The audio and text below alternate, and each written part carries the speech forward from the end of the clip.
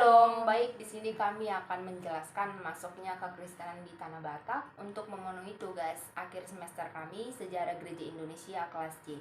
Perkenalkan, saya Dinespita Karlina Hasibuan dengan NIM 7120232777 dan teman saya. Perkenalkan, saya Anne Febriani Sitompul dengan NIM 7120232281.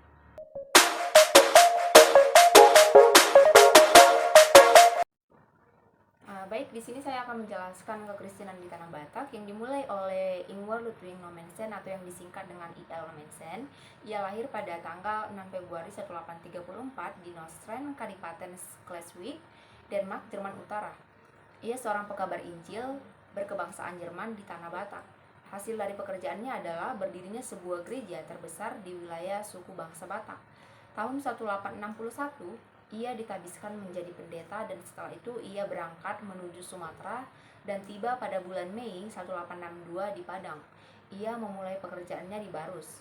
Raja Pontas Lumban Tobing atau Obaja Lumban Tobing lahir pada tanggal 1835 di Selindung dan meninggal pada tanggal 18 Februari 1900. Seorang penguasa di PA Raja Selindung yang pertama kali menjadi pengikut misionaris I.L. Nommensen dan dibaptis oleh I.L. Nommensen pada tanggal 27 Agustus 1865.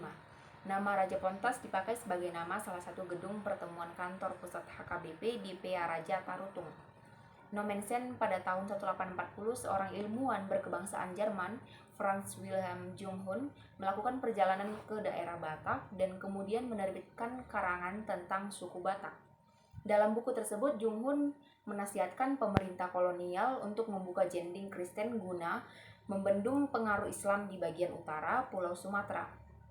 Karangan tersebut sampai ke tangan tokoh-tokoh lembaga Alkitab Netherlands Bibelgenoot di Belanda hingga mereka mengirim seorang ahli bahasa bernama Herman Neubron van der Tuk untuk meneliti bahasa Batak dan untuk menerjemahkan Alkitab.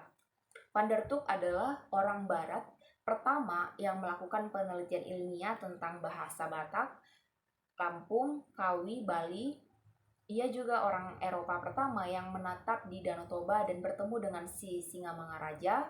Ia merasa senang berkomunikasi dan menyambut orang Batak di rumahnya.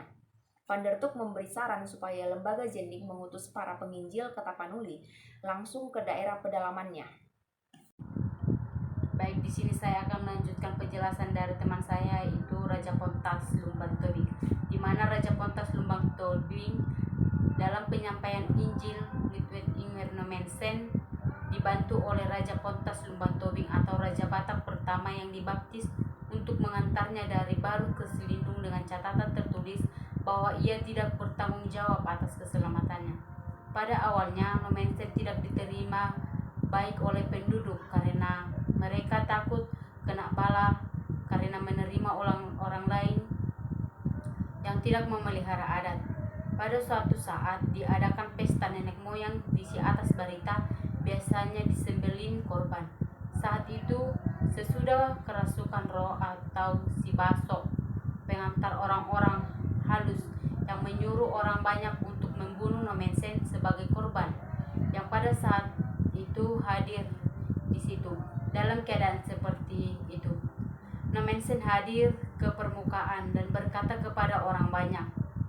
Menghadapi keadaan yang menekan, Nommensen tetap ramah dan lemah lembut hingga lama-kelamaan membuat orang merasa enggan dan malu berbuat tidak baik padanya.